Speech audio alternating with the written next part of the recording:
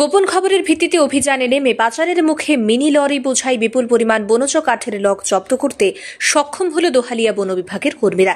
সোমবার গভীর রাতে রেঞ্জকর্তা প্রণব কলিতার নেতৃত্বে ডেপুটি রেঞ্জার প্রদীপ বাইরি, বনকর্মী দিলওয়ার হোসেন সহ প্রোটেকশন টিমের কর্মীরা স্থানীয় নারায়ণপুর গ্রামে হানা দিয়ে অন্যত্র পাচারের মুখে SS01DC0361 নম্বরের একটি মিনি লরি চ্যালেঞ্জ জানিয়ে আটক করেন।